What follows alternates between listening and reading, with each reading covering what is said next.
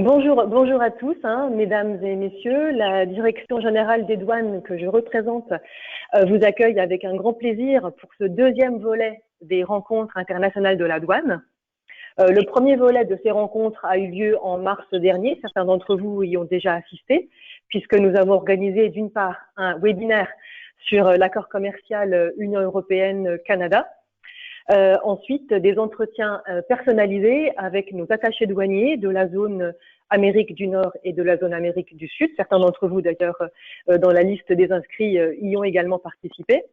Et donc aujourd'hui, avec ce webinaire, nous ouvrons le deuxième volet de ces rencontres, volet consacré à la zone Asie. Donc ce matin, des entreprises ont pu s'entretenir de vive voix avec notre attaché douanier de la zone Asie du Sud-Est. Et la semaine prochaine, d'autres entreprises vont pouvoir échanger avec l'attaché douanier de la zone Chine, Japon, Corée du Sud. Je peux déjà, en avant-première, vous dire qu'un troisième volet est en cours de finalisation. Prenez note d'ores et déjà. Ce sera consacré à la zone Afrique-Moyen-Orient. Il aura lieu à partir du 22 juin avec un grand webinaire qui vous apportera toutes les réponses à vos questions et toutes les informations relatives à l'accord Pan-Euromed.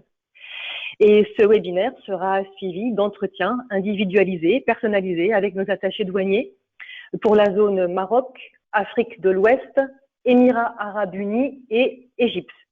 Nous vous enverrons prochainement l'invitation, donc je le répète, pour aux environs du 22 juin. On est en train de finaliser tout ça. Alors nous allons à présent débuter le webinaire consacré aux accords commerciaux de la zone Asie avec un focus particulier sur un accord qui marche très bien, l'accord Union européenne-Vietnam. Pour ce faire, nous accueillons 6 invités de marque qui représentent la Direction générale du Trésor, l'ambassade du Vietnam, Business France, la douane évidemment elle-même, ainsi que le monde de l'entreprise, parce que qui parle mieux à des entreprises que des entreprises elles-mêmes. Et dans ce cadre, vous entendrez les témoignages de la société Chanel et la Fédération France Chimie qui sont très concernés par cet accord. Donc je les remercie, je remercie tous nos 6 intervenants très sincèrement pour leur participation dans un contexte qui est extrêmement chargé et en tout cas très particulier et qui n'en finit pas. Alors, nous sommes ravis donc d'accueillir à nouveau Jonathan Gins, qui est chef du bureau des règles internationales du commerce et de l'investissement à la Direction générale du Trésor, qui nous avait déjà fait l'amitié d'intervenir il y a quelques semaines lors du webinaire consacré à l'accord Union européenne-Canada. Donc Jonathan, vous êtes notamment en charge du suivi des questions d'accès au marché, obstacles techniques au commerce, propriété intellectuelle, obstacles sanitaires et phytosanitaires. Vous assurez également le suivi de la mise en œuvre des accords de l'Organisation mondiale du commerce et des accords de libre-échange conclus par l'Union européenne. Et nous vous laissons la parole pour nous dresser un bilan des premiers résultats de l'accord conclu entre l'Union européenne et le Vietnam. Vous nous présenterez également, il me semble, les moyens de surveiller sa mise en œuvre. Nous vous laissons la parole. Merci beaucoup Emmanuel et bonjour à toutes et tous. J'espère que vous m'entendez. Je ne sais pas si vous me voyez, mais bon, en tout cas on ne vous voit pas, mais on vous entend très bien. Bon, désolé, ouais, je ne sais pas pourquoi la vidéo ne marche pas. Bon, c'est toujours dommage, mais tant pis. On va pas perdre de temps. Tout de suite. Enchaîner. Donc, je vais effectivement vous présenter le contenu de cet accord qui finalement est entré assez récemment en vigueur. Peut-être d'abord en essayant de cadrer un peu la relation commerciale entre l'Union européenne et le Vietnam, la relation commerciale aussi plus spécifiquement entre la France et le Vietnam. Donc pour ce faire, on peut peut-être passer d'ailleurs à commencer à dérouler les slides. Donc sur déjà les relations en tant que telles entre l'Union européenne et le Vietnam. Donc le Vietnam au sein de l'ASEAN, c'est évidemment un marché particulièrement significatif, on va dire le troisième en ordre d'importance, en tout cas de population, après l'Indonésie et à peu près équivalent avec les Philippines, donc avec 97 millions d'habitants. Et ce qu'il faut tout de suite avoir à l'esprit, c'est que c'est effectivement, contrairement à d'autres accords qu'a pu passer l'Union européenne récemment, puisqu'on évoquait le CETA, c'est évidemment un pays en développement, et pour le coup qui reste dans cette catégorie. Et c'est quelque chose que, évidemment, il faut avoir à l'esprit dans la manière dont aussi l'accord a été conçu. On y reviendra notamment sur la question des périodes de démantèlement tarifaire. Donc aujourd'hui, le Vietnam, c'est le 17e partenaire mondial pour le commerce de marchandises de l'Union européenne, le deuxième en importance en Asie du Sud-Est également. C'est une source importante dans le sens des importations de matières premières et de certain nombre d'intrants, pour le coup. Et s'agissant donc de l'Union européenne, le Vietnam est donc, enfin l'Union européenne pardon, est le 4e partenaire commercial du Vietnam, comme vous le voyez, mais ayant à l'esprit que c'est quand même assez largement dominé par la Chine, suivi de la Corée et puis des États-Unis. Donc c'est dans l'environnement concurrentiel, j'aurai l'occasion d'y revenir, c'est un élément important à prendre en compte et qui a aussi été l'un des éléments ayant conduit à la finalisation de cet accord et de l'intérêt de cet accord, justement avec la forte concurrence qui s'y exerce, à la fois commerciale mais aussi normative, de la part notamment d'autres pays asiatiques, mais aussi des États-Unis. Si on passe à la slide suivante, vous voyez que à ce jour, la balance commerciale entre les deux blocs, enfin entre le Vietnam et l'Union européenne, est assez défavorable à l'Union européenne.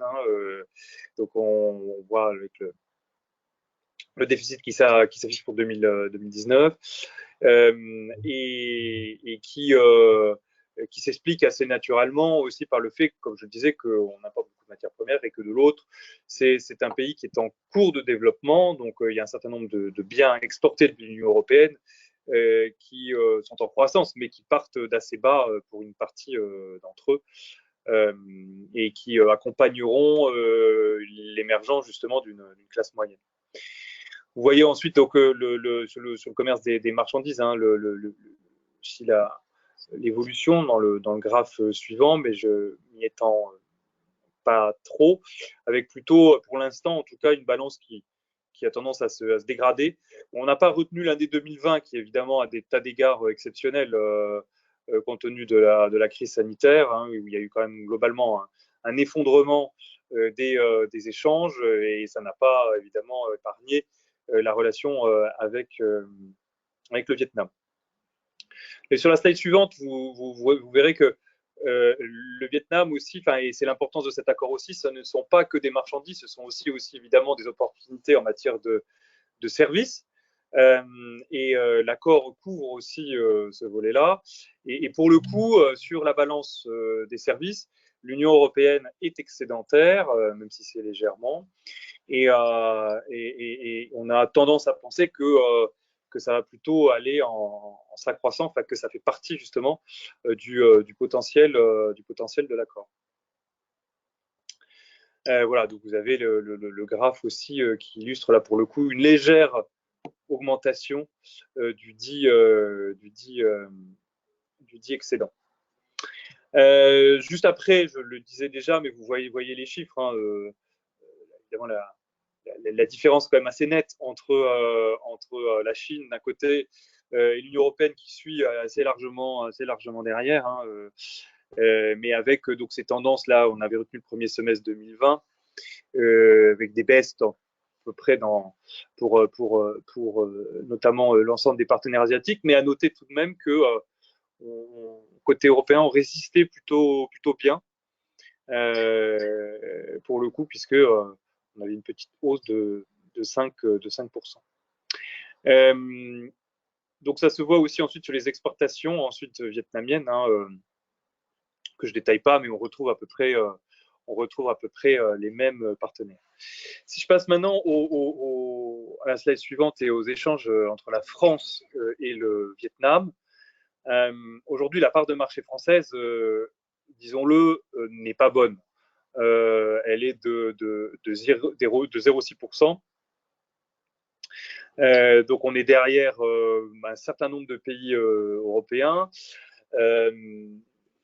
et on est très largement en dessous de notre moyenne mondiale, hein, puisque la moyenne mondiale française est encore autour de 3,2, 3,3. Donc on a évidemment des marges de progression significatives et on pense que du coup évidemment aussi cet accord va permettre d'y parvenir. Et ce qui aboutit aujourd'hui, hein, il y a un déficit entre l'Union européenne au niveau des 27 et le Vietnam, un déficit commercial. Il y a aussi un déficit commercial du coup entre la France et le Vietnam pour les mêmes raisons que celles qu'on a pu voir auparavant. Sur le graphique de la vous verrez donc aussi hein, l'évolution pour le coup de ces flux et une tendance donc un peu à l'amélioration du déficit. Mais bon, sur des années, là, on ne peut pas dire que ça soit un effet de l'accord commercial. C'est beaucoup trop récent, évidemment, pour dire que on peut relier directement la mise en œuvre de l'accord avec cette amélioration. Et on voit d'ailleurs qu'elle précède un peu l'entrée en vigueur. Mais ça n'empêche qu'on est sur une tendance positive. Sur la slide suivante, un petit focus sur les investissements cette fois-ci, puisque au-delà du commerce, il y a évidemment comment on peut s'implanter sur place et l'accord est aussi censé favoriser cela, enfin le faciliter. Pour le coup, même si pour l'instant on reste un investisseur quand même relativement marginal, disons-le, au Vietnam, hein, mais l'idée c'est aussi évidemment de pouvoir, le cas échéant, via cet accord, quand il y a nécessité d'être sur place pour les entreprises, notamment dans la création de joint ventures ou d'entreprises même détenues à 100%, l'accord facilite aussi ce type d'accès au marché. Il y a un volet protection des investissements sur lequel je ne m'étendrai pas dans l'accord, qui est d'ailleurs scindé, hein, puisque c'est un autre accord. Mais celui-là n'est pas en vigueur aujourd'hui et il ne sera pas en vigueur très rapidement, puisque pour le coup, pour que cet accord entre en vigueur, il y a la nécessité que l'ensemble des gouvernements et des parlements, surtout des 27 États membres, ratifient l'accord de protection des investissements. Et donc ça, évidemment, ça prend du temps. Et donc, il faudra évidemment attendre quelques années, sans doute, avant que ce soit le cas. J'en arrive à l'accord à proprement parler. Donc, sur l'accord, vous voyez donc, je le disais au démarrage de mon intervention, qu'il vise une élimination à terme de 99% de l'ensemble des droits de douane entre l'Union européenne et le Vietnam, avec cette période de 10 ans donc, qui est due hein, aussi au statut du Vietnam. On a tenu compte évidemment de l'état de développement économique du pays. Et avec aussi, et ça c'est tout aussi important, au-delà du volet tarifaire, évidemment le volet non tarifaire et la suppression d'un certain nombre d'obstacles réglementaires, de barrières non tarifaires également. La protection des droits de propriété intellectuelle, j'y reviendrai, hein, notamment les indications géographiques, point très important pour la France. Et enfin, l'ouverture des marchés de services et de marchés publics. Sur la suppression des droits de douane, la première slide sur le sujet. Donc, sur le textile, c'est une exemption immédiate à l'entrée en vigueur de l'accord, hein, comme vous le savez, pour ceux qui œuvrent dans ce secteur. Sur la pharmacie, en revanche, c'est 50% à la mise en œuvre. Le reste sera progressivement éliminé au cours des 7 prochaines années. Sur les produits chimiques, donc c'est 70% à l'entrée en vigueur. Et puis ensuite, il y a un échelonnement qui est prévu entre 3 et 7 ans. Et point aussi très important pour la France qu'on a voulu négocier, et parce que ça s'inscrit aussi dans un contexte, je le disais, concurrentiel assez fort, notamment des pays du CPTPP, qui est l'accord transpacifique, donc sur les vins et spiritueux, où là, il y aura une exemption sous 7 ans, et s'agissant de la bière, sous 10 ans. Dans la slide suivante, je vous propose un petit zoom rapide sur le secteur agroalimentaire, parce que c'était un de nos enjeux offensifs importants dans cet accord, et c'est un enjeu offensif évidemment important pour l'industrie française, où vous voyez donc l'ensemble de la liste et l'échelonnement pour le coup des suppressions de droits, donc qui entre en gros la mi-2023, enfin l'été 2023, jusque pour ce que je disais avant, notamment sur volaille et abats, ou sur la bière également, jusqu'en 2030. Donc ça, c'est évidemment des éléments à prendre en compte dans aussi les stratégies d'export et dans les stratégies éventuellement aussi d'implantation. Donc ça, c'est un petit extrait de l'étude d'impact réalisée par la Commission européenne en février 2019 sur l'accord. Donc là, vous voyez que les principaux secteurs qui devraient connaître une hausse des exportations de l'Union européenne, donc on est sur un horizon d'un peu plus de 10 ans, mais néanmoins, vous voyez qu'il y a quand même des hausses significatives. Donc les produits agricoles, je les ai déjà cités. D'ailleurs, vous voyez, l'échelle, c'est plutôt la valeur qui est indiquée en ordonnée. Et on voit que globalement, les biens agroalimentaires sont tous censés voir une hausse en tout cas, mais c'est aussi le cas pour les produits chimiques, même si c'est dans une proportion légèrement moindre, mais c'est aussi parce que la base de départ était plus importante. Les équipements de transport, on a quelques projets emblématiques en tête, et le textile que je citais déjà.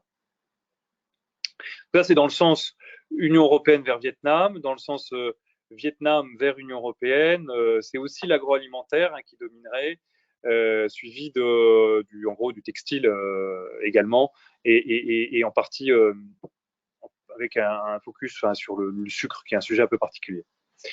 Donc ça, c'est sur le tarifaire. Sur le volet non tarifaire, qui, je le disais, et si ce n'est autant, voire plus important, il y a aussi beaucoup d'engagements qui ont été pris par le Vietnam pour faciliter, en gros, ce qu'on appellerait, y compris en France, c'est pas une critique vis-à-vis du pays, mais supprimer un certain nombre d'éléments bureaucratiques, on va dire, de procédures administratives qui ne facilitent pas l'export. Et donc là, l'accord vise à les remettre en cause. Des ouvertures de marché également, des reconnaissances de normes internationales, ça c'est aussi important, puisque ça permet pour les entreprises d'éviter des conformités, des mises en conformité compliquées, et là justement d'être sur des standards qu'elles connaissent déjà. Point important pour le secteur agroalimentaire, c'est le fait que le Vietnam reconnaît désormais, grâce à l'accord, l'Union européenne comme entité unique. Donc ça veut dire en termes de contrôle que ça réduit largement quand même les obligations, enfin, ou en tout cas les difficultés qu'on peut avoir, parce que la procédure pour un exportateur français est différente de celle d'un producteur italien ou allemand. Et puis, donc, les IG, sur laquelle les indications géographiques, sur lesquelles je vais m'arrêter quelques instants, puisque là-dessus, donc, on a 36 IG françaises qui sont protégées grâce à l'accord. Il y a quelques exemples qui sont sur la diapositive, et quelques évidemment aussi produits vietnamiens. Et sur quoi je voulais insister, c'est qu'il y a une possibilité aussi pour ceux qui ne sont pas déjà dans la liste, et peut-être que vous êtes au sein d'une coopérative, d'une entreprise, d'un organisme de défense d'une agrégation géographique qui n'est pas à ce stade dans la liste, mais il y a possibilité d'étendre la liste. Évidemment, il faudra l'accord des autorités vietnamiennes et les procédures habituelles, mais il y a cette possibilité qui est tout à fait ouverte par l'accord, donc n'hésitez pas aussi à, le cas échéant, nous faire remonter ce type de demande si vous identifiez qu'il y a un marché, évidemment, porteur dans ce pays. Je finis par vous dire aussi que cet accord, donc, il est entré en vigueur très récemment. L'idée, c'est maintenant aussi, comme on le martèle pour l'ensemble des accords, mais de le faire vivre.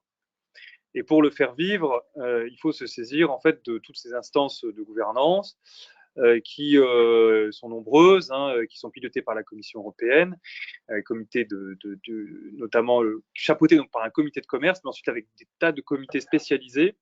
Et l'idée, c'est que ces comités doivent, si jamais il y a une difficulté de mise en œuvre, de respect des engagements pris, qu'on les fasse remonter par ces canaux-là. Donc ça, c'est très important. Et sachant qu'en plus, il y a une instance de discussion au niveau politique, avec d'un côté le ministre du Commerce et de l'Industrie vietnamien, et de l'autre, le commissaire européen en charge du commerce, qui se réunira chaque année, et qui est vraiment le moment aussi où on doit pouvoir faire bouger les choses si c'est nécessaire. Et bien sûr, notre service économique à Hanoï, auprès de l'ambassade de France, est à votre disposition, la délégation de l'Union européenne. Et je signale aussi que la Chambre de commerce européenne au Vietnam, ainsi que sa confrère française, ont établi un conseil d'affaires pour vraiment faire remonter aussi les difficultés. Donc, je dirais, il y a de multiples canaux. N'hésitez pas à vous en saisir également. L'accord, il est écrit, il est signé, mais le but maintenant, c'est que surtout, il soit appliqué. Et si jamais, du coup, il devait y avoir des difficultés qu'on n'arrive pas à régler à l'amiable, mais on ne doute pas qu'on y parviendra, il y a aussi la possibilité d'aller au contentieux qui est offerte par l'accord. Et donc ça, c'est quelque chose qu'on se réserve, dont on se réserve tout à fait la possibilité si la nécessité devait, encore une fois, se faire sentir. Je finis juste par signaler que vous l'avez peut-être vu, mais la Commission européenne s'est beaucoup réorganisée sur la question du suivi des accords, des difficultés d'accès au marché. Et il existe désormais, depuis le mois de septembre dernier, ce qu'on appelle un point d'entrée unique qui existe auprès de la Direction générale du commerce de la Commission européenne et qui est donc un guichet unique qui est vraiment à destination des entreprises, que ce soit justement pour une difficulté d'application d'un accord, que ce soit pour un problème d'accès au marché, d'anti-dumping, enfin bon, à peu près tous les sujets qui concernent le commerce.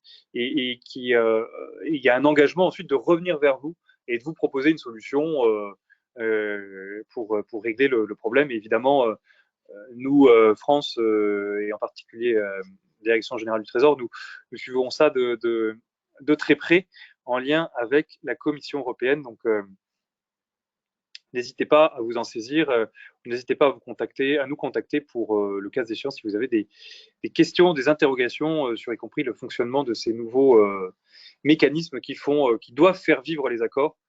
À nouveau, le but n'est pas simplement de les signer, mais qu'ensuite ils donnent des résultats, qu'ils soient appliqués et qu'ils soient utiles pour vous, entreprises, et en particulier pour vous, PME.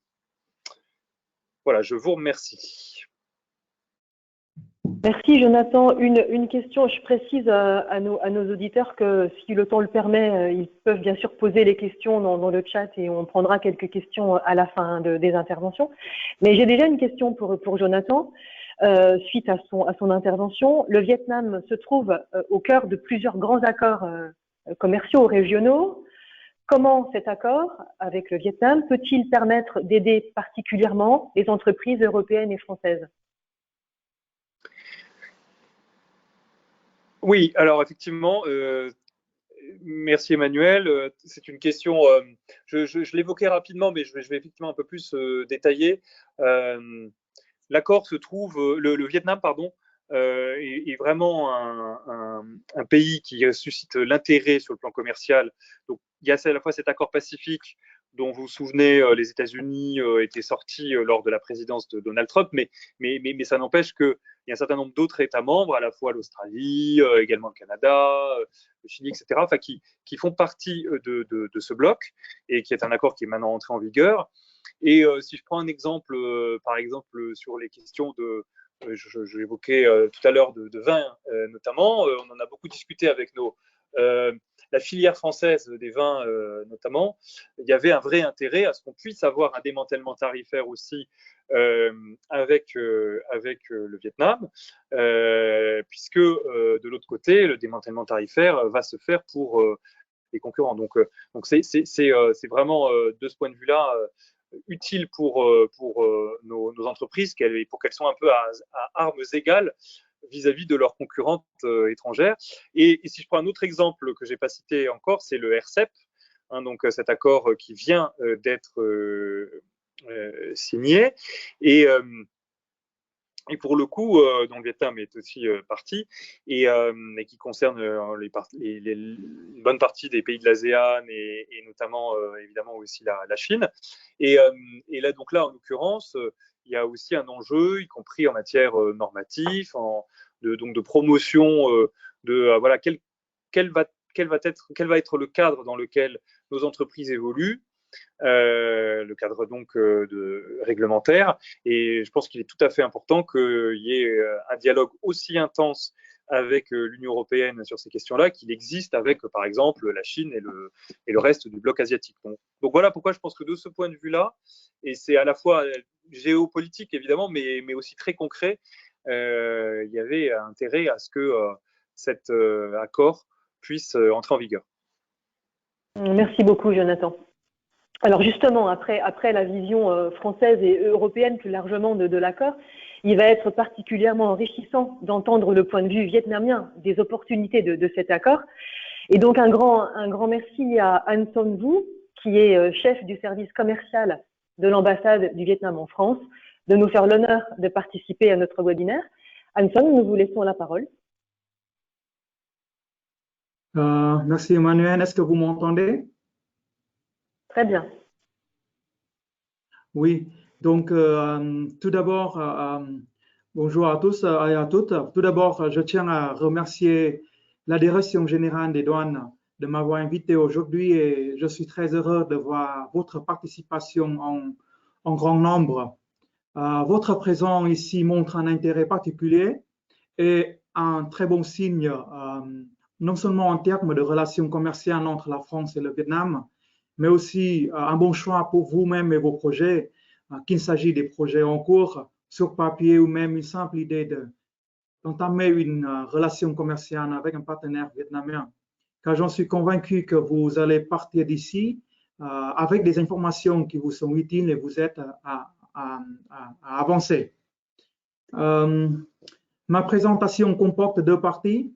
Tout d'abord, je vais essayer de répondre à la question pourquoi le Vietnam, en montrant quelques points clés qui font que le pays est un partenaire sérieux et prometteur. Ensuite, on va aborder les potentiels en termes d'investissement et de services. Et aussi regarder ensemble sur quelques secteurs, simplement quelques secteurs potentiels en termes d'exportation français. Alors, je vais commencer par vous poser une question. Quelle image vous revient immédiatement quand on parle du Vietnam? Je pense que jusqu'à présent, le Vietnam est encore associé à l'image des guerres pour de nombreuses personnes encore. Mais après tout cela, on se demande pourquoi. Une image, regardons-nous ici l'image. Dans la région, le Vietnam détient une position éco- et géopolitique importante. Rappelons-nous toujours que Ho Chi Minh Ville, autrefois, était Saigon. La capitale économique du pays est autrefois surnommée la perle d'Extrême-Orient. Et ce n'est pas sans raison. Cela tient vrai jusqu'à maintenant au temps de mondialisation et d'internalisation du commerce. Autant pour la France parce qu'aucun autre pays dans l'Europe maintient une relation étroite aussi étroite avec le Vietnam que la France. La position stratégique du pays ne se limite seulement en Asie du Sud-Est. Avec un accord partenariat régional économique global, le RCEP, entre en vigueur, le Vietnam reste toujours au centre de la région la plus dynamique au monde. Des chaînes d'approvisionnement et de valeur sont en train de se former ici en Asie et de l'Océanie de l'avenir, et cela toujours avec le Vietnam au centre. Vous pouvez tout à fait regarder ici, imaginer les marchandises à partir du Vietnam peuvent atteindre n'importe quel pays dans la région avec les distances les plus courtes et les tarifs les plus bas. Pourtant, le Vietnam ne s'est pas contenté des avantages naturels de sa position géographique. Du plus haut niveau de décision, le Vietnam maintient une politique d'intégration stable et bénéficie donc d'un taux de croissance de plus de 6% depuis 30 ans. Cela tient vrai, bien sûr, jusqu'à 2019, mais pas 2020, c'est sûr. Le pays lui-même constitue un marché prometteur pour des partenaires, avec bientôt 100 millions de consommateurs. Une population jeune de 70% signifie une forte demande dans tous les secteurs, que ce soit consommation, éducation, construction, santé, et aussi une abondance de main-d'œuvre de plus en plus qualifiée. Avec de tels avantages, le Vietnam est en même temps toujours sérieux avec ses engagements internationaux. Jusqu'à maintenant, le pays a signé des accords de libre-échange bilatéraux et régionaux avec tous les pays dits importants du monde, à l'exception des États-Unis. Cela montre encore une fois la volonté du pays, mais aussi reflète principalement la confiance et les attentes de ses partenaires. D'ailleurs, pour cela, avec EVFTA, l'Europe s'engage à supporter le Vietnam, devenir le hub, une porte d'entrée dans la région. Grâce à ces efforts, le Vietnam a progressé rapidement dans les classements internationaux. Cela sans parler de la gestion du Covid-19 et comment le pays était l'un des rares pays au monde qui n'ait aucun mois de développement négatif et termine l'année 2020 avec un taux positif encourageant. En plus, la projection de la croissance du pays pour 2021, le pays devrait retrouver son fameux taux de 6% d'après la Banque mondiale. Bon, jusque-là, vous êtes peut-être convaincu, mais vous pouvez toujours demander, et alors pourquoi tout le monde voit ça, pas que la France? Oui, mais la France, on voit plus. Non seulement parce que l'histoire des deux pays est liée, on va regarder maintenant en termes d'investissement et de services.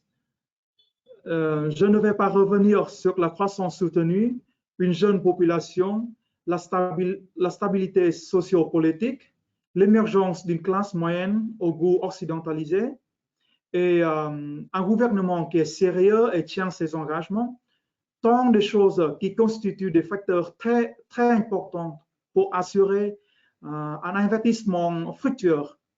Mais tout cela n'a aucun sens si les entreprises ne sont pas certaines que leurs investissements sont garantis. Avec l'accord de protection d'investissement entre l'Europe et le Vietnam, EVIPA, tout un accord consacré à améliorer l'environnement d'investissement, mais surtout à assurer que assurer la protection des investissements des entreprises européennes contre des risques, décisions discrétion et non transparents. Le Vietnam a déjà ratifié cet accord. Nous attendons maintenant que les pays européens soient prêts à ratifier et à protéger vos investissements au Vietnam. En ce qui concerne les termes d'exportation française, comme il ne me reste pas beaucoup de temps, je précise, je vais aborder que 3 groupes de produits. À mon avis, représentent 3 groupes d'intérêts différents que l'accord EVFTA apporte aux entreprises françaises.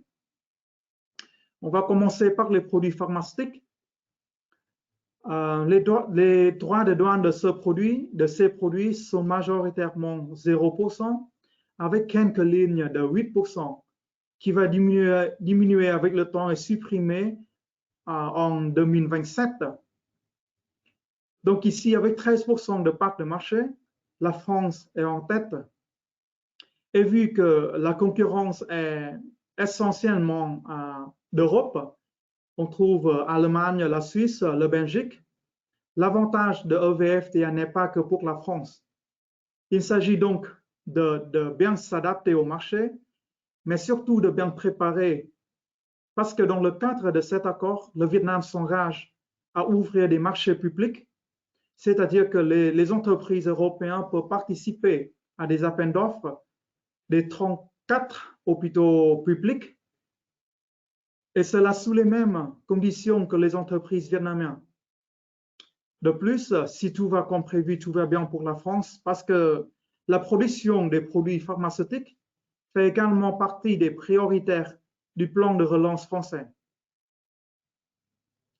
Un autre produit spécifique que je voulais aborder, c'est la pomme fraîche. Au sujet des pommes, des pommes françaises, bien qu'elles ne soient réautorisées à exporter et à revenir sur le marché vietnamien que depuis 2015, l'exportation pommes fraîches françaises vers le Vietnam s'élève maintenant autour de 3000 tonnes par an et sont vendues dans la plupart des grandes enseignes au Vietnam. En ce qui concerne le part marché, la France détient la 3e place en 2019 avec 11 millions de US dollars, juste derrière la Nouvelle-Zélande et les États-Unis. Tout cela après simplement 4 ans et avec un tarif douanier de 7,5%. Maintenant, en 2021, maintenant c'est 5,5, mais l'autre fois c'est 7,5, tandis que la Nouvelle-Zélande bénéficie de 0 tarif depuis déjà 2016. En plus, grâce à l'entrée en vigueur de l'accord, la procédure d'autorisation d'exportation sera plus simple pour les entreprises françaises. Le Vietnam autorisera les groupes d'entreprises identifiés et fournis par le gouvernement français au lieu d'examiner et de livrer des licences aux entreprises individuelles. En plus de cela, les barrières de sécurité alimentaire envers les produits venant d'Europe seront également relâchées, ce qui constitue beaucoup de potentiel pour les entreprises françaises. Dernièrement, ce sont les produits laitiers. La France s'installe aux 4e position, juste après 3 pays, Nouvelle-Zélande, les États-Unis. Mais on peut regarder ici que la concurrence pour la France n'est pas vraiment d'Europe. Bien qu'on voit ici l'Allemagne et les Netherlands, Hollande, mais plutôt Nouvelle-Zélande. Donc, les tarifs de base pour ce type de produits varient de 3 jusqu'à 15%, alors qu'au bout de 4 ans encore, la majorité des tarifs seront 0 et totalement supprimés au bout de 6 ans. En plus de cela, le Vietnam s'engage à protéger automatiquement les 36 indications géographiques françaises qui sont majoritairement des fromages.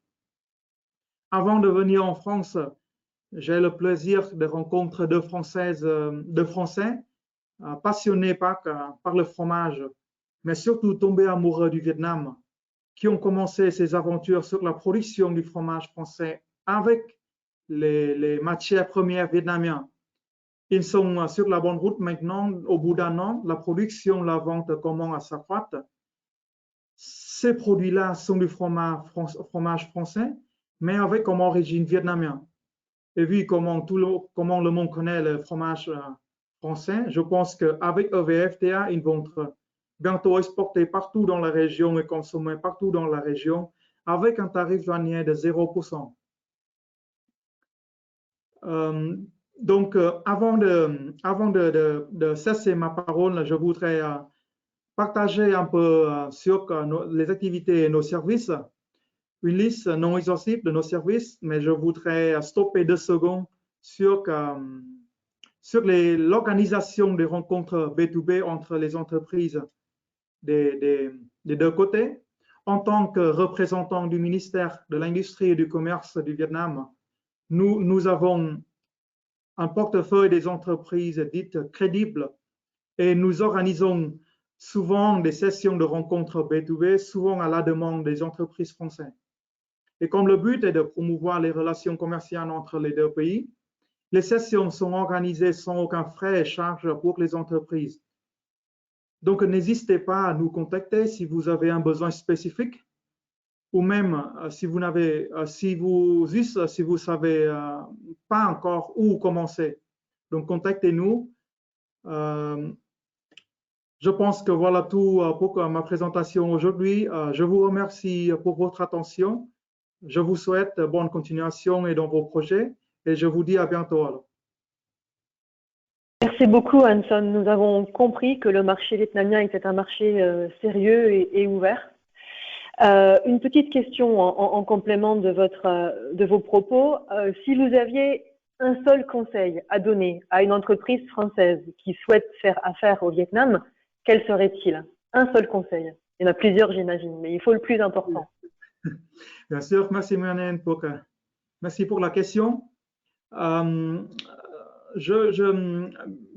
Moi-même, je le catégorise pas comme un conseil, mais plutôt j'aimerais partager un partage entre nous pour que nous rappelons l'essentiel d'une relation commerciale.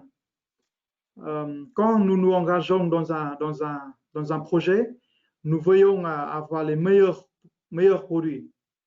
Mais nous savons tous qu'un bon et unique produit, bien que très important, n'est qu'un paramètre du succès. Ce n'est parfois pas un élément primordial. Ce n'est pas parce que j'ai le meilleur produit que les autres doivent travailler avec moi. Je dois être franc. Dommage, mais vrai que non seulement au Vietnam, mais je pense en Asie en général, on dit souvent que les businessmen français viennent faire des affaires, chercher des partenaires, développer son business, mais dans la même posture que d'autrefois. Donc, je ne sais pas comment expliquer en détail, mais voilà. Soyez flexible et bien s'adapter au marché. Et voilà quoi. Je répète, ce n'est pas parce que j'ai le meilleur produit que vous devez travailler avec moi. Voilà. Merci. Il faut aussi un état d'esprit bien particulier. On a bien compris le message. Merci en tout cas, Hanson, pour votre intervention. Et après ce voyage au Vietnam, retour en France, et notamment à la partie réglementation douanière et règles d'origine que Karine Trey va vous expliquer. Karine Trey, c'est quelqu'un qui connaît bien la douane, les entreprises, puisqu'elle a été pendant longtemps chef de plusieurs pôles d'action économique en région. Et aujourd'hui, Karine est adjointe au chef du bureau de la politique tarifaire et commerciale à la Direction générale des douanes. Vous le savez déjà, mais en quelques mots, hein, ce bureau, politique tarifaire et commerciale, comme un 3, comme nous l'appelons, assure le suivi et la mise en œuvre des fondamentaux de la taxation douanière, l'espèce tarifaire, l'origine des marchandises et la valeur en douane. Il assure également la gestion et le suivi des accords commerciaux de l'Union européenne, notamment en matière de règles d'origine et de propriété intellectuelle. Alors, les règles d'origine sont bien évidemment un élément essentiel de tout accord, ce que Karine va nous expliquer à présent. À toi, Karine. Merci Emmanuel. C'est vraiment un plaisir d'intervenir aujourd'hui à cette table ronde, puisque cette intervention sur le Vietnam est particulièrement intéressante. Il s'agit d'une zone extrêmement dynamique, comme l'a été souligné par les différents intervenants précédents, et l'accord le plus ambitieux qui ait jamais été négocié avec un pays en développement. Donc, évidemment, pour nous, c'est quelque chose de très, très intéressant. Alors, justement, pour un peu faire une transition avec cette notion de développement, je n'évoquerai pas dans mon intervention le schéma des préférences généralisées, qui en fait constitue une concession unilatérale qui est accordée par l'Union européenne aux produits originaires, donc il fonctionne exclusivement à l'importation. Mon propos donc se limitera à l'accord qui existe entre l'Union européenne et le Vietnam. Alors, voilà, après l'ensemble de l'exposé des opportunités qui existent de développer son commerce avec le Vietnam, mon propos, moi, va porter plutôt sur un aspect assez opérationnel et très pratico-pratique. Comment bénéficier des réductions ou des exonérations de droits qui sont prévus au titre de l'accord. Alors, un premier réflexe qui doit être comment dire, être une étape préalable à toute mise en œuvre d'un accord, c'est de s'interroger sur l'intérêt de recourir à l'accord. Peut-être qu'évidemment, ça ne va pas dans le sens, mais je pense que c'est toujours une notion qui est importante à avoir à l'esprit, parce que déjà, il peut y avoir au titre des tarifs extérieurs, aussi bien vietnamiens que de l'Union européenne, des droits qui sont déjà à zéro ou extrêmement réduits. Et ce n'est pas forcément nécessaire pour les entreprises d'utiliser l'accord. Donc, il faut toujours le vérifier en ayant ce réflexe d'aller sur la nouvelle base informatique développée par la Commission, Access to Market, et en remplissant, comme vous voyez en bas, la dénomination du produit, le pays d'origine, le pays de destination, de connaître le tarif qui existe. Donc là, on peut passer sur la slide suivante.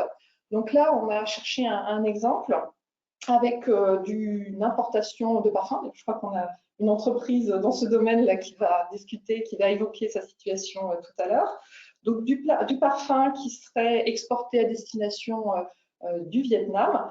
On voit, si vous prenez la deuxième ligne MFN, donc le tarif extérieur, il s'agit donc d'un taux de 18% qui est appliqué.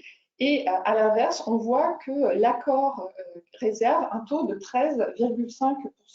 Donc, on a un différentiel qui existe entre le droit de douane de droit commun et le droit réduit. Et donc, il faut que l'entreprise s'interroge sur l'intérêt d'utiliser cet accord au regard des investissements qu'elle devra consentir pour pouvoir sécuriser, tracer le respect de toutes les règles qui sont prévues à l'accord.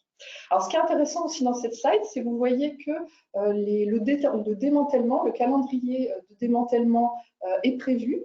Il est inscrit dans cet applicatif et il permet aussi de pouvoir se projeter dans l'avenir.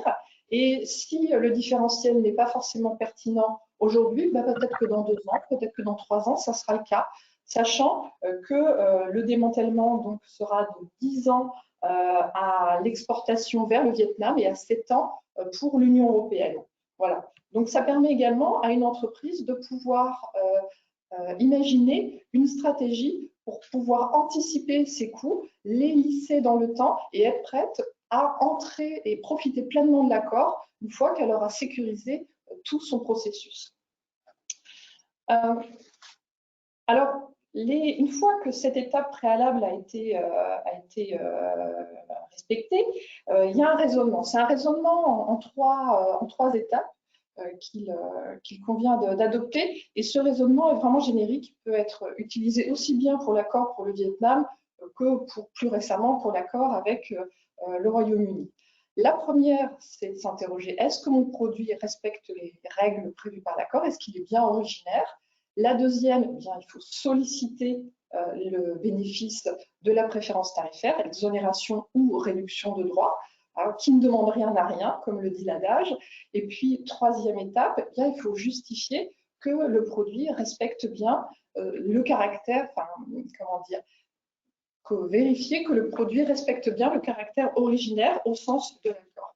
Donc, chacune de ces étapes, je vais les développer.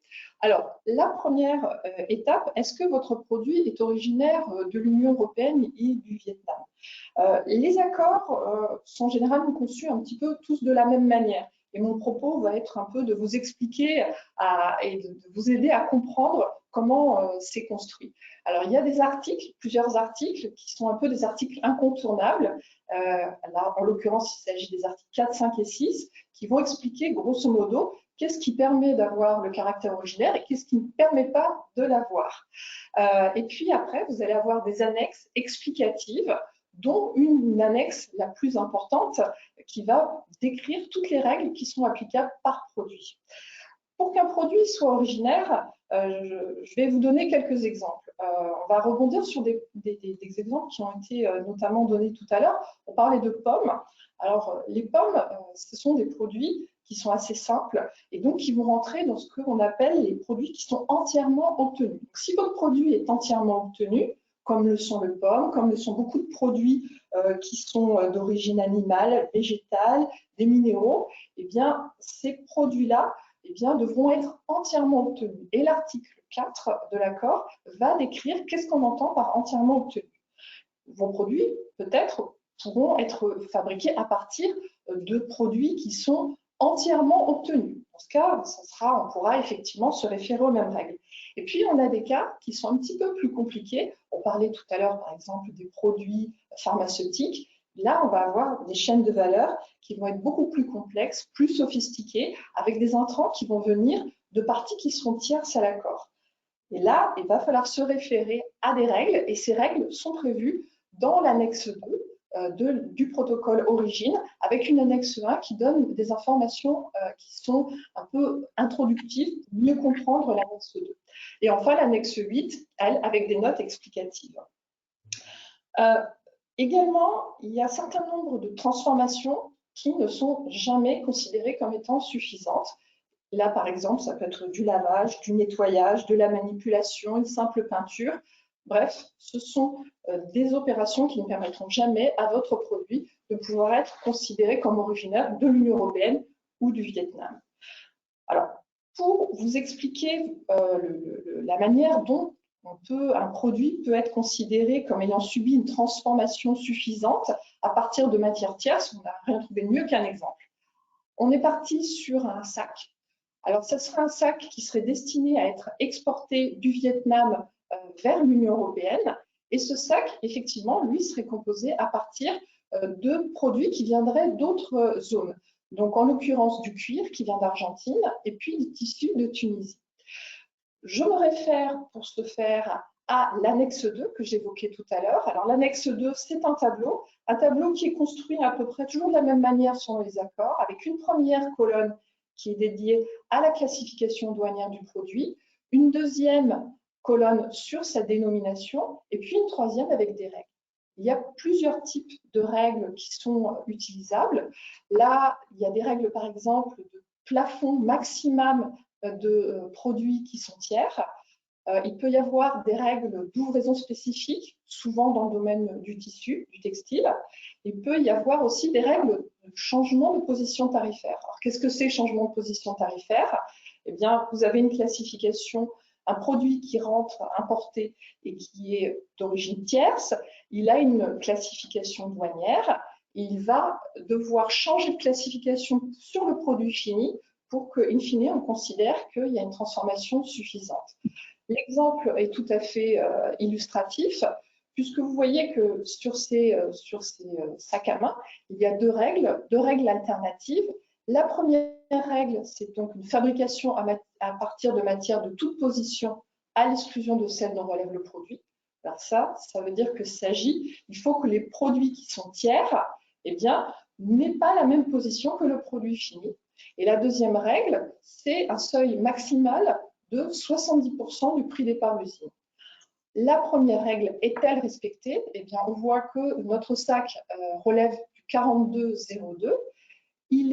On utilise du cuir qui relève du 41,07 et du tissu du 52,09. Donc, vous voyez, ce n'est pas les mêmes positions que le produit fini qui est au 42,02. La première règle est respectée. Alors, je n'irai pas plus loin dans l'exemple, mais la deuxième règle également était respectée. Mais si l'une avait été respectée, eh bien, cela aurait été suffisant puisqu'il y a haut et ce sont des règles qui sont alternatives. On peut également signaler qu'il y a aussi l'accord, comme tout accord, prévoit aussi des tolérances. Il y a des tolérances qui existent pour les produits alimentaires, certaines tolérances spécifiques pour le textile et puis des tolérances pour le reste des produits. Il faut faire attention au maniement de ces règles de tolérance parce qu'elles ne permettent pas, en général, de pouvoir dépasser les seuils qui sont indiqués. Là, par exemple, vous avez un seuil maximum de 70%. Eh bien, même si vous aviez une tolérance de 10%, le seuil des 70% constituerait une limite à ne pas dépasser. Donc, il faut faire très attention. Mais comme je vous l'indiquerai plus tard, les services douaniers sont à votre disposition pour vous accompagner et vous expliquer au cas par cas comment appliquer ces règles qui sont un peu complexes. Alors, deuxième étape, on a vu votre produit, vous avez déterminé qui est l'originaire. Maintenant, comment solliciter la préférence? À l'importation dans l'Union européenne, eh bien, vous avez trois éléments à prendre en compte. Le code 300 dans la case 36 qui se réfère à l'utilisation d'un accord, le code VN, parce que c'est le Vietnam, et automatiquement, via la machine 300, code Vietnam, elle vous fait bénéficier du tarif qui est applicable dans l'Union européenne pour les produits originaires du Vietnam. Et puis en case 44, un code qui va correspondre au justificatif d'origine. Je vais vous expliquer un peu maintenant comment on justifie le caractère originaire. Alors pour la lisibilité de mon propos, je vais d'abord évoquer les produits qui sont exportés de l'Union européenne dans le Vietnam, au Vietnam. Là, le mode de déclaration, le mode de justificatif du produit originaire, c'est la déclaration d'origine sur facture. Alors, c'est une autocertification. Cela permet à une entreprise, un exportateur, de pouvoir attester par lui-même du caractère originaire de ses produits sur les documents commerciaux qu'il va utiliser. Alors, l'autocertification, c'est vraiment maintenant le mode principal de justification du caractère originaire qui est promu par la Commission européenne et qui se retrouve dans tous les accords qui sont récents. Elle correspond à un certain nombre de critères de forme. La première condition de forme, eh bien, il faut qu'il y ait une phrase type. Cette phrase type, elle doit être reprise dans l'accord et c'est elle qui va indiquer le caractère originaire des produits. On la retrouve dans l'annexe 6 de l'accord et vous avez mis sur un slide la formulation qui est en français, mais il y a d'autres versions linguistiques qui peuvent être utilisées et qui sont également prévues dans cette annexe 6. Autre condition de forme, eh bien, il faut que cette phrase soit apposée sur une facture ou un tout autre document commercial. Ce document doit être suffisamment détaillé quant à la nature de la marchandise pour qu'il permette au service douanier d'importation de pouvoir bien identifier la correspondance entre cette facture et les marchandises qui sont importées. Et vous avez également l'annexe 8 du protocole qui va détailler tous les documents commerciaux qui peuvent être utilisés pour pouvoir supporter cette déclaration d'origine. Dernière condition de forme, eh bien, au-delà de 6 000 €, il faudra, en plus de cette mention, avoir un numéro REX. Alors, qu'est-ce que c'est que le numéro REX? C'est un numéro d'exportateur enregistré dans le système REX. Alors, le système REX, il a été mis en place depuis 2017 par la Commission européenne et il est utilisé dans tous les accords récents. Ce numéro peut être demandé par une entreprise dans notre applicatif qui s'appelle Soprano Rex et qui est lui-même interconnecté avec la base communautaire. Il s'agit d'un simple formulaire à remplir avec un certain nombre de demandes, donc transmis électroniquement par l'exportateur. Le service douanier qui va le recevoir va faire un contrôle de cohérence, va vérifier que le document est complet et à partir de ce moment-là, vous aurez un numéro, l'exportateur va avoir un numéro qui va lui être délivré automatiquement par mail avec la date d'enregistrement et le début de validité. Et dès qu'il aura ce numéro, il pourra l'utiliser d'ores et déjà sur ses attestations. Donc, on est sur quelque chose qui est extrêmement flexible, très, très rapide, puisqu'on a simplement un contrôle de cohérence qui est fait. On est sur de l'enregistrement. Alors, ce numéro, il est très intéressant parce qu'une fois que vous l'avez, il est unique et il va pouvoir être utilisé dans tous les accords qu'il prévoit et il pourra couvrir tous les produits pour lesquels l'enregistrement a été demandé. Et en plus, il n'a pas de fin de validité, donc on est sur quelque chose qui est extrêmement stable. Alors, autre intérêt pour ce numéro vous permet également de bénéficier d'une dispense de signature pour les exportateurs de l'Union européenne. En effet, si en dessous de 6 000 €, je vous l'ai expliqué, on n'était pas obligé d'avoir le numéro REX. Le numéro REX ne devient obligatoire qu'à partir de 6 000 €. Eh bien, si on n'a pas ce numéro, l'exportateur devra signer l'attestation d'origine.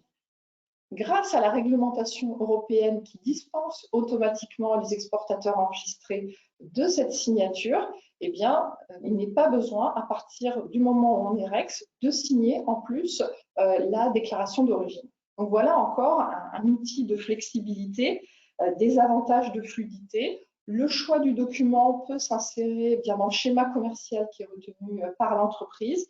On est sur quelque chose qui est très fluide. Il n'y a pas besoin de se déplacer dans un bureau de douane, ce qui, dans une situation de confinement, est quand même très pratique. Pas besoin d'acheter un document dans une chambre de commerce. Donc, on est sur des choses qui sont beaucoup plus souples, économiques et rapides.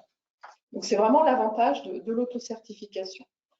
Alors, en ce qui concerne les exportations du Vietnam à destination de l'Union européenne, on n'est pas tout à fait dans la même symétrie. Même si on est également toujours sur le principe de l'autocertification. Les exportateurs du Vietnam à destination de l'Union européenne peuvent utiliser une déclaration d'origine également, toujours sur les mêmes principes. Toutefois, comme le Vietnam ne dispose pas de système d'enregistrement de ses exportateurs, au-delà de 6 000 €, ils ne peuvent plus utiliser la déclaration d'origine. Donc, à partir du moment où on dépasse cette valeur, on va venir sur un certificat EUR1, qui est aussi un document, un justificatif d'origine qui est bien connu des entreprises et qui est très standardisé. Évidemment, il n'y a pas de limitation de valeur, donc on peut l'utiliser en dessous de 6 000 €. Lorsque le Vietnam notifiera à la Commission un passage à un système d'enregistrement de ses exportateurs, eh bien, il pourra utiliser la déclaration d'origine au-delà de 6 000 € et puis décider s'il souhaite abandonner ou conserver le système de l'UR1.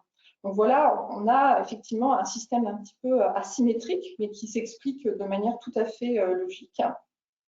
Alors ces documents, que ce soit l'UR1 ou la déclaration d'origine, normalement doivent être émis au moment de l'exportation pour pouvoir faire bénéficier le plus rapidement possible l'importateur d'un droit de douane réduit.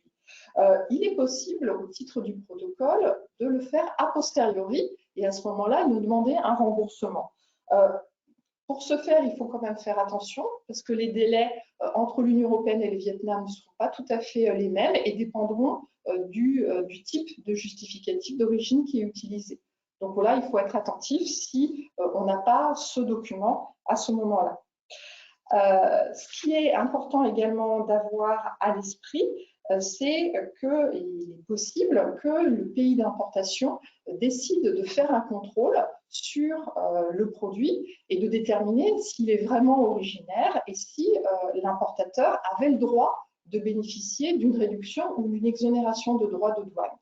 Alors, on est dans le principe de la coopération administrative, c'est-à-dire que le contrôle va relever du pays d'exportation. Si par exemple, les autorités vietnamiennes souhaitent contrôler le caractère originaire d'un produit, elles vont solliciter les autorités françaises, si par exemple il s'agit d'un exportateur français, et lui demander de vérifier si le produit est bien originaire. Donc il est important pour les exportateurs de conserver tous les justificatifs qui permettent de faire bénéficier à leur importateur de la réduction de l'exonération de droits de douane. Le protocole prévoit que le justificatif d'origine et tous les justificatifs qui permettent de sécuriser l'origine doivent être conservés pendant 3 ans. Alors, qu'est-ce qu'on entend par justificatif? Ça peut être, si on achète des produits, ça peut être les déclarations des fournisseurs, comme quoi le produit est bien originaire. Si c'est des choses qu'on fabrique soi-même, eh bien, c'est des éléments qui vont prouver qu'il y a bien eu une transformation suffisante.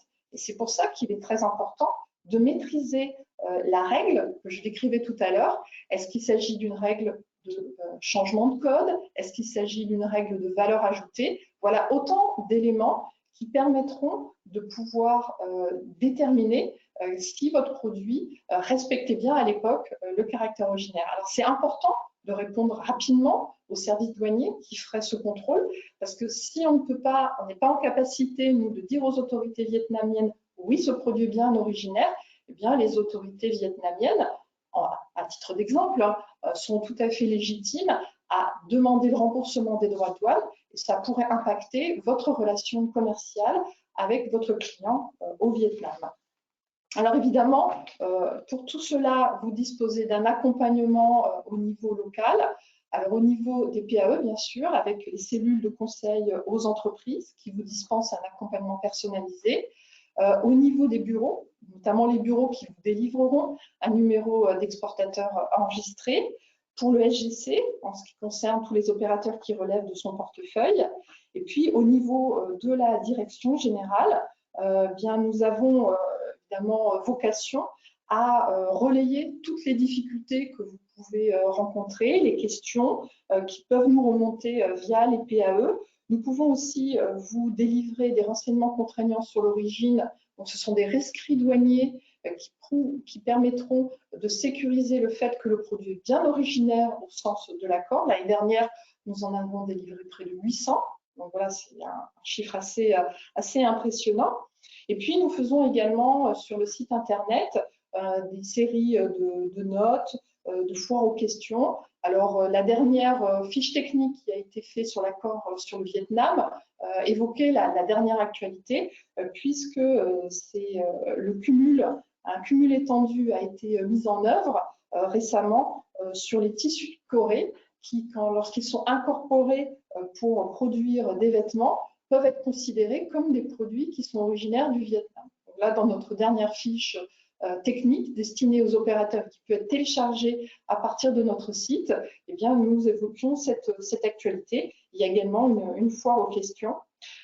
Évidemment, tous nos services à l'international qui peuvent vous aider. Et puis, vraiment, en cas de difficulté majeure, autant les PAE nous font remonter les difficultés, nous les faisons remonter à la Commission et à la Direction générale du Trésor.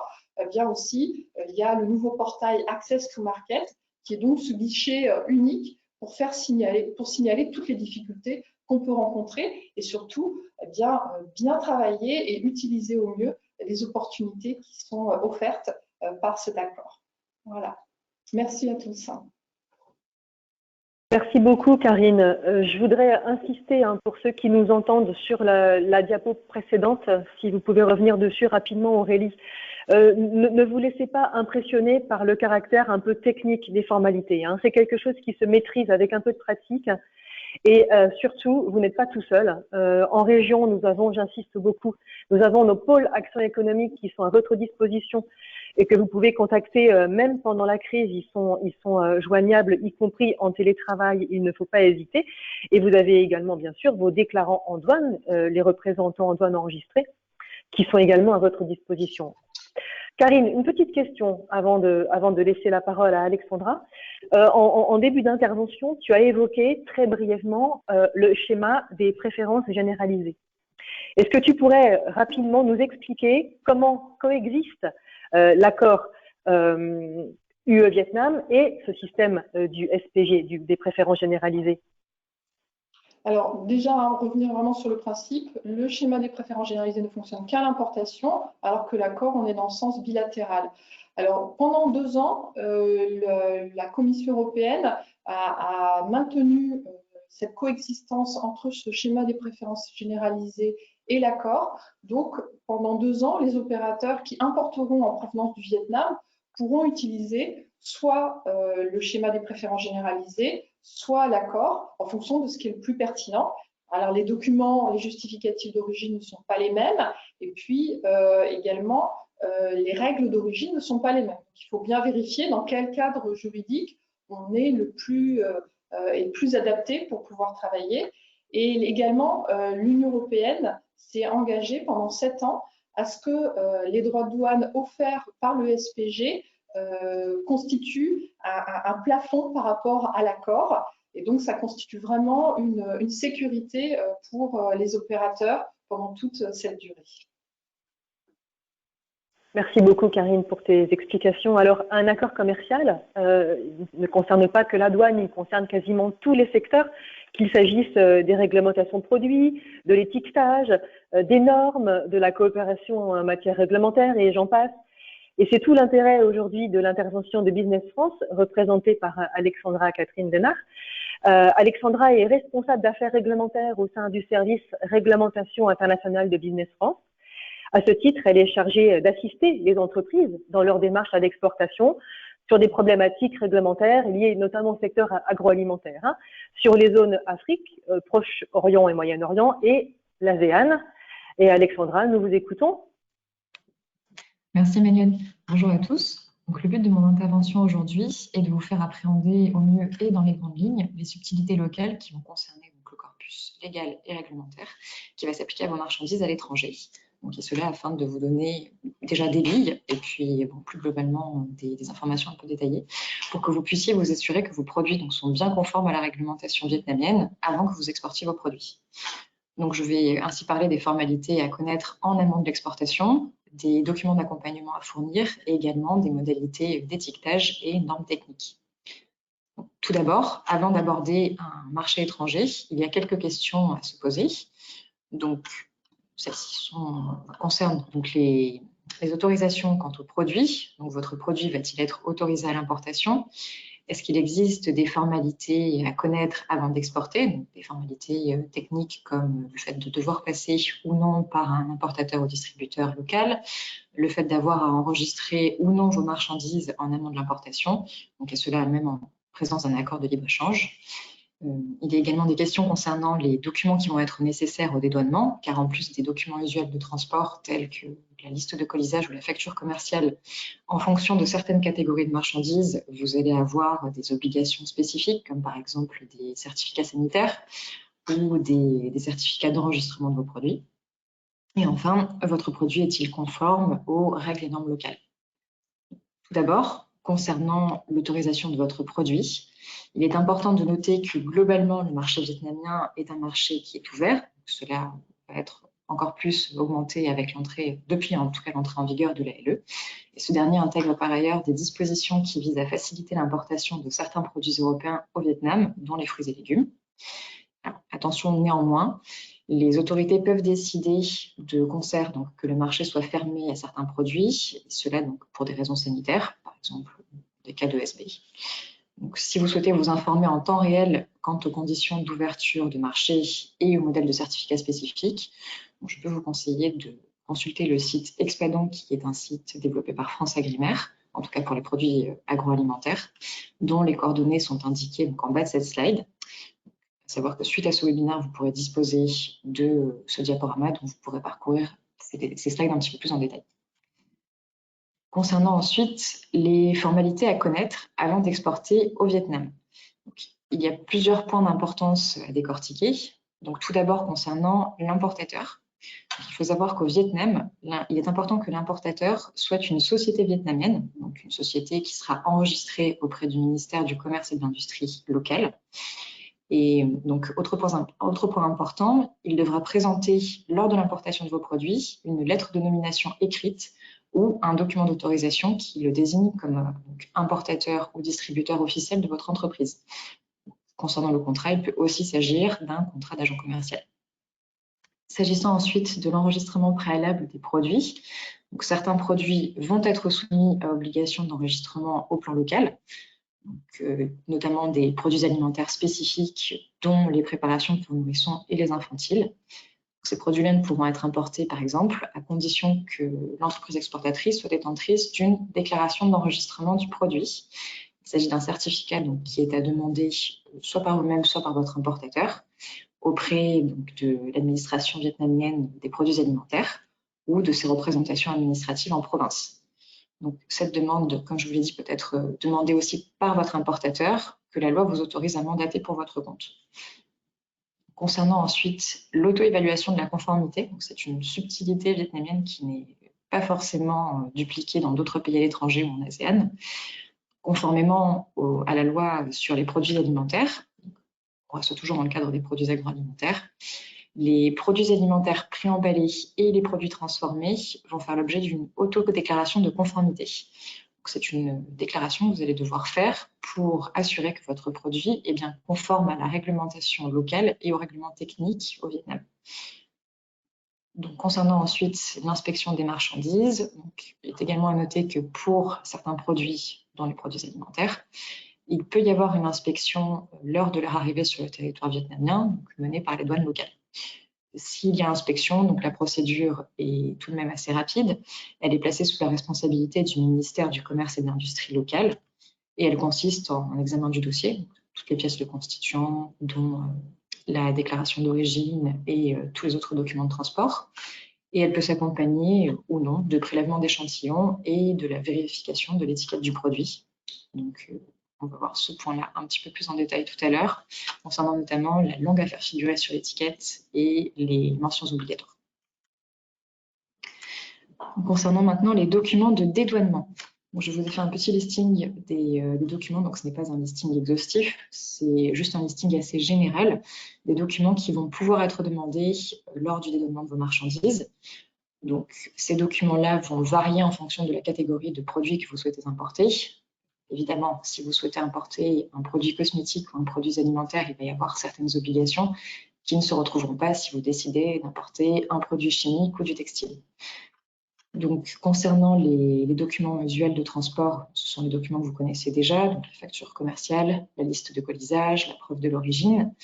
Et donc, pour certains types de marchandises, il y aura éventuellement un certificat d'analyse à fournir, un certificat donc, sanitaire ou phytosanitaire, un permis CITES donc pour les produits textiles ou des objets de décoration qui vont peut-être utiliser des pots soumises sous... bon, voilà, je n'arrive pas à trouver le mot. Donc, qui vont être liés au CITES. Donc, concernant ensuite les règlements un petit peu plus spécifiques, donc les produits qui vont être destinés à l'exportation au Vietnam vont devoir répondre à des règles et des normes techniques et donc des règlements qui vont être établis au plan national. Concernant l'étiquetage de vos produits, les dispositions et règles à connaître concernant l'étiquetage sont généralement incluses dans les lois nationales. Par exemple, s'agissant des produits alimentaires et des boissons, il y a plusieurs textes de référence, mais le principal est la loi sur les produits alimentaires, donc la Law on Food Safety. Et il y a donc des obligations concernant la langue à faire figurer sur l'étiquette de vos produits et également certaines mentions spécifiques. Donc, il devra vraiment être fait usage du vietnamien sur l'étiquette de vos produits qui seront destinés au Vietnam. Mais pour les produits importés dont les étiquettes ne présentent pas des mentions obligatoires en vietnamien, il peut être possible d'inclure un sticker ou une étiquette supplémentaire, donc qui sera rajoutée avant la mise en circulation du produit sur le marché. Ce sticker ou cette étiquette supplémentaire donc, doit être apposée sur le produit ou sur son emballage, mais ne devra pas couvrir l'étiquette principale ou masquer ses mentions. Et enfin, il sera nécessaire de faire figurer des mentions obligatoires qui varieront en fonction de la catégorie de votre produit. Donc, devront ainsi être annotés donc, le nom du produit ou un descriptif décrivant sa nature, sa composition, sa quantité nette. Donc, pour les produits alimentaires, la date de fabrication, de péremption, l'origine du produit. Donc, à savoir que dans le cas où le produit a été emballé dans un pays différent du pays de fabrication, il faudra que le dernier pays dans lequel il y a eu une transformation soit également indiqué. Il faudra également que figurent donc les instructions d'utilisation, les coordonnées de l'importateur, du producteur ou de l'assembleur et donc les obligations relatives à l'usage qui doit être fait du produit. Donc, il y a également des normes techniques qui devront être respectées lorsque vous souhaiterez exporter votre produit. Donc, il sera important de vérifier si, au plan local, l'organisme de normalisation vietnamien n'a pas établi de règlement technique spécifique. Donc, au Vietnam, il peut exister notamment des règles qui seront différentes des règles de l'Union européenne concernant donc, les additifs, les conditions de conservation de certains types d'aliments et des produits sensibles, mais également les exigences concernant les limites maximales de contaminants ou les réglementations relatives à l'emballage.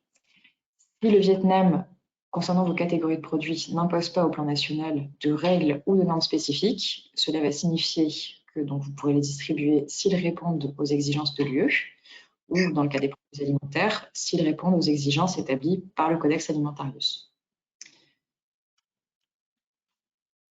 Alors, à savoir également donc, que l'accord UE-Vietnam va prévoir des engagements afin d'utiliser les normes internationales comme base pour l'élaboration de normes nationales.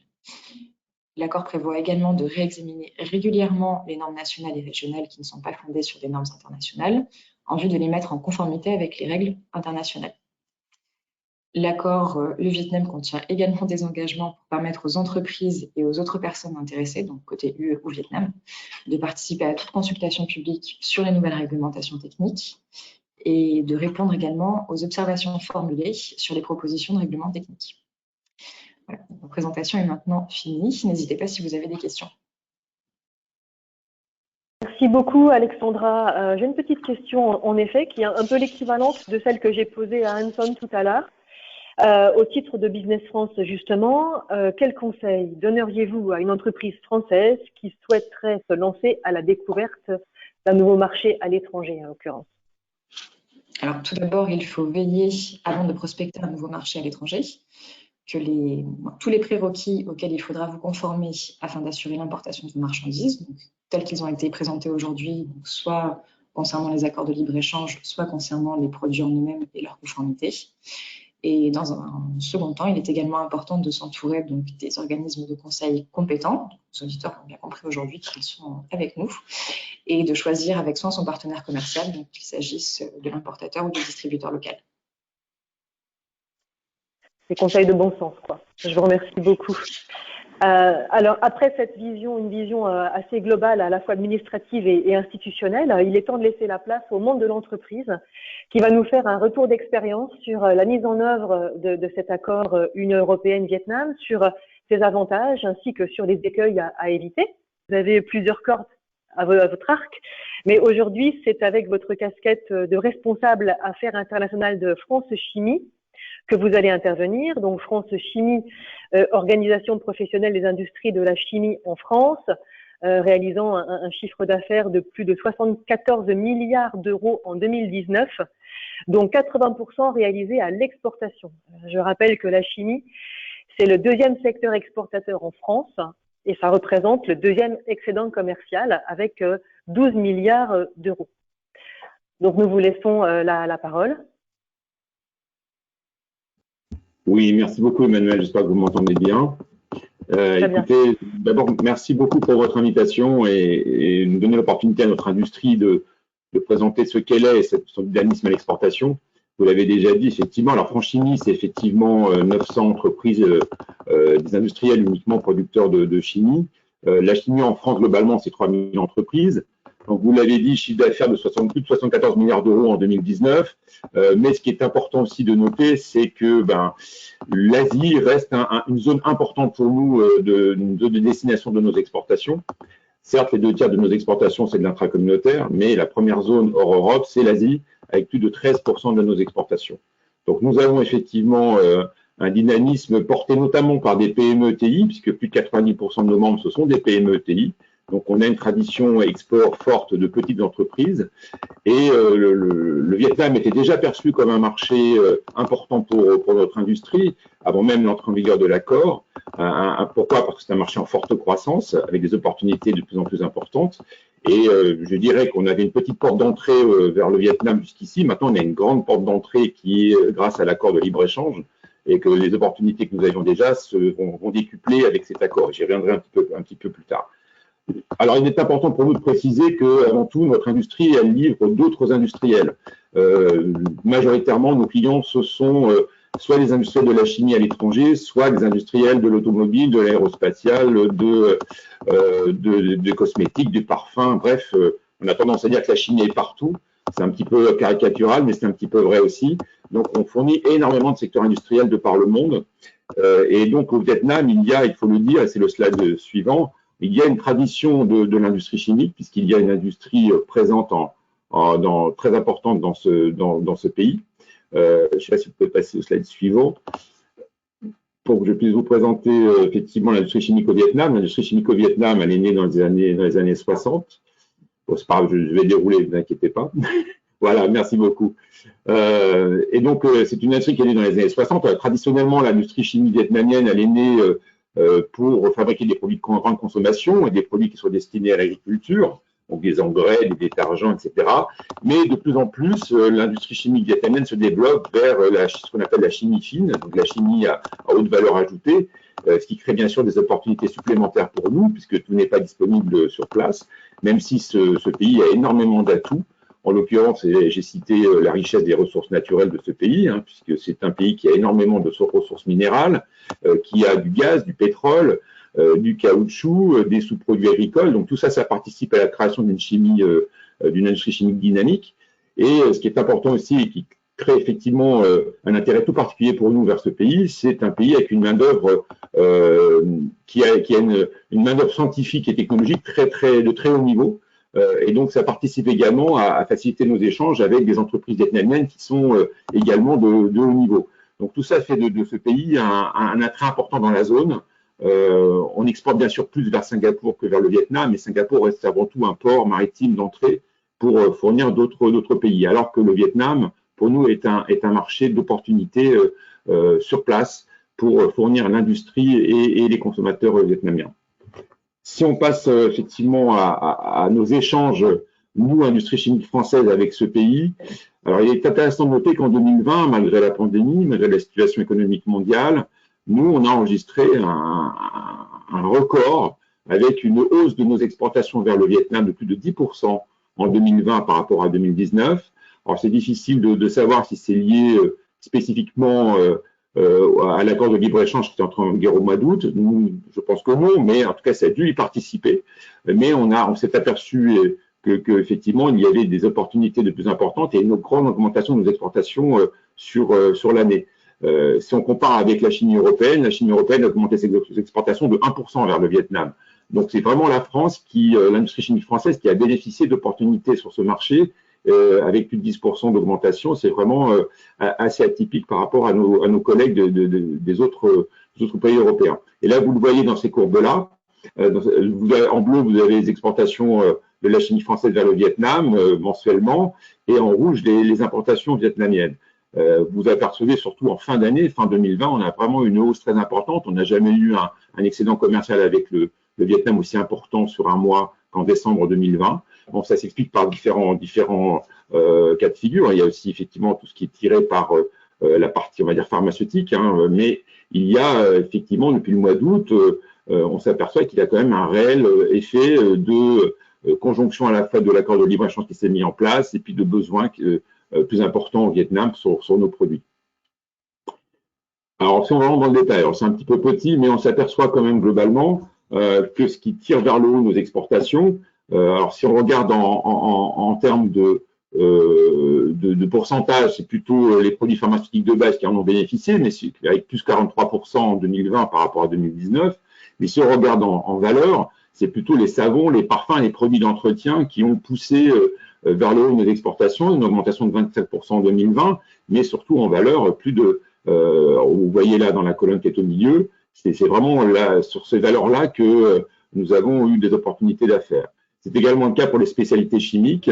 Il y a des besoins de plus en plus importants sur le marché vietnamien. Je l'ai dit tout à l'heure, la chimie vietnamienne est en train de se transformer en allant vers plus de haute valeur ajoutée, et ça se traduit aussi par nos exportations vers ce pays. Je fais un peu vite parce que je sais que le temps tourne. Alors, sur l'accord commercial du Vietnam lui-même et son impact sur notre industrie. D'abord, il faut quand même préciser que beaucoup de produits chimiques européens bénéficiaient déjà d'exemptions de droits de douane vers le Vietnam avant l'entrée en vigueur de l'accord. Mais il restait quand même un certain nombre de pics tarifaires, et c'est sur ces pics tarifaires que là, effectivement, on voit l'effet bénéfique de l'accord dès la première année. Et là, je vous ai pris un exemple avec un code douanier 29, 24, 29, 10. Donc, c'est un produit que tout le monde connaît, c'est l'aspartame. Hein, je ne vous ai pas mis un produit chimique complexe. Et donc, sur l'aspartame, on s'aperçoit que nous avions jusqu'ici un droit de douane déjà préférentiel pour l'Union européenne avant l'entrée en vigueur de l'accord qui était de 10%. Mais avec l'entrée en vigueur de l'accord de libre-échange, dès 2021, on passe à 6,6%. Et on va aller de plus en plus par palier, effectivement, comme ça a été dit tout à l'heure, le niveau des droits de douane va baisser pour arriver à 0 en 2025. Donc ça veut dire quoi? Ça veut dire que l'effet et l'attractivité de cet accord de libre-échange sur en tout cas certains pans de notre industrie, ça va se faire de manière progressive et plus ça va, plus l'accord va être attractif, d'un point de vue en tout cas des droits de douane, pour notre industrie. Donc même si on n'a pas un effet immédiat sur l'ensemble de l'industrie de l'utilisation des préférences de cet accord, on va de plus en plus avoir des opportunités et effectivement avoir un attrait pour cet accord du fait de la baisse progressive des droits de douane pour ces pics tarifaires qui existaient jusqu'ici. Très rapidement sur les règles d'origine, donc c'était très bien dit auparavant, donc je ne vais pas revenir sur le numéro d'enregistrement REX, mais c'est effectivement pour nous au-delà de 6 000 €, c'est effectivement la règle. Il est quand même à noter que comme tout accord de libre-échange, il y a toujours des bugs au démarrage, et quelque part, les bugs au démarrage, c'est souvent sur le protocole origine et sur les justificatifs d'origine. Donc, sur ce point-là, on a eu effectivement quelques petits problèmes pour certains exportateurs au Vietnam pour l'acceptation de certains numéros d'enregistrement REX. Ça a été dit tout à l'heure très bien par Géraldine sur parfois les demandes faites par les autorités à l'étranger qui ne sont pas forcément en phase avec la gestion globale et internationale d'une entreprise qui doit gérer plusieurs accords de libre-échange. Bon, les choses rentrent dans l'ordre petit à petit, mais ça a en tout cas été un facteur de tension au départ. Et à l'inverse, à l'importation, on a eu des certificats EUR1 non conformes venant du Vietnam. Et là aussi, une période de grâce a été accordée jusqu'à la fin de l'année pour régulariser ces bugs-là. Et je pense que bon, voilà, c'est assez courant, je dirais, dans l'application de ces accords de libre-échange. C'est souvent là qu'il y a des choses à rectifier et à modifier, et après les choses entrent dans l'ordre. Sur le slide suivant, donc là, c'est quand même un point que je voulais soulever également et qui a été également abordé tout à l'heure.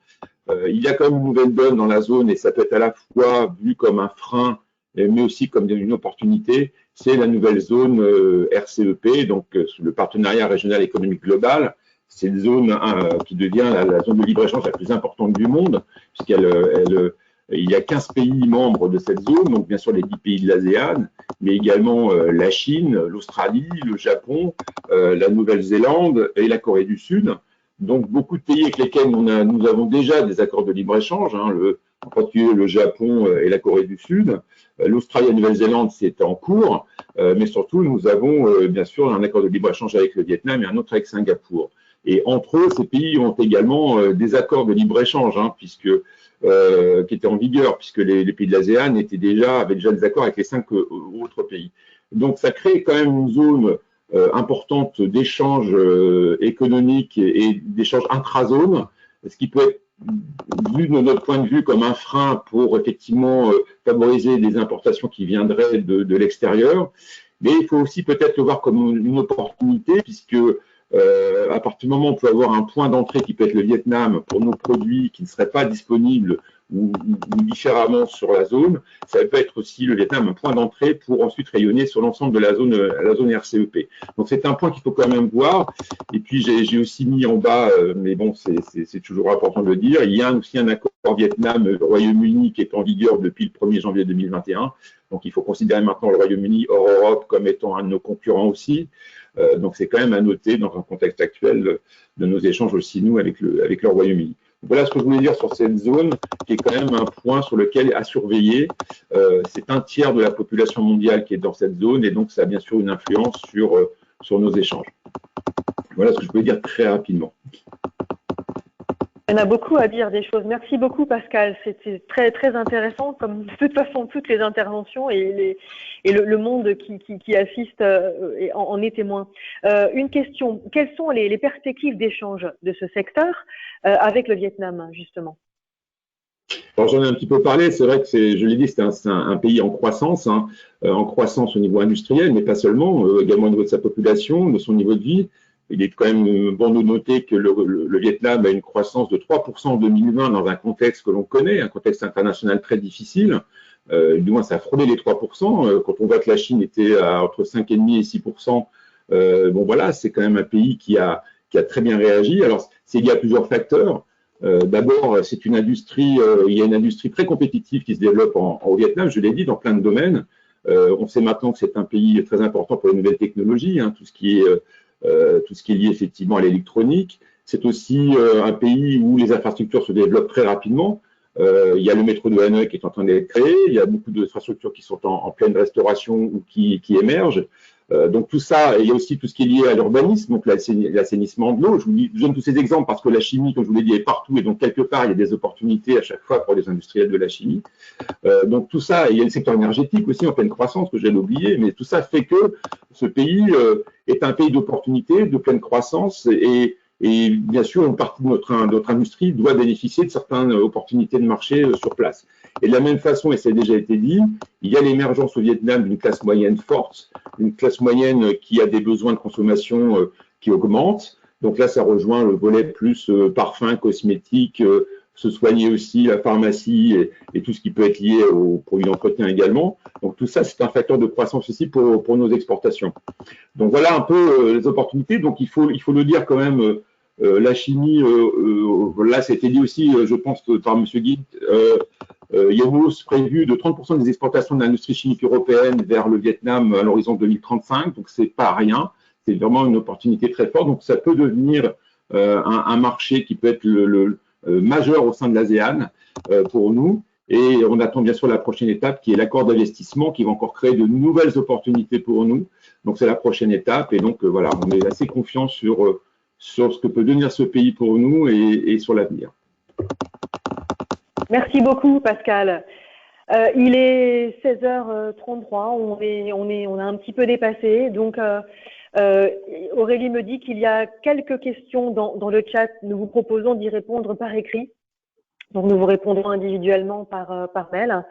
Merci à tous, merci à nos intervenants pour leur participation et les échanges très riches. Merci à nos auditeurs et nous vous donnons rendez-vous donc en juin pour le 3e volet qui sera consacré à la zone Asie moyenne et Proche-Orient. Merci à tous et à très bientôt. Au revoir.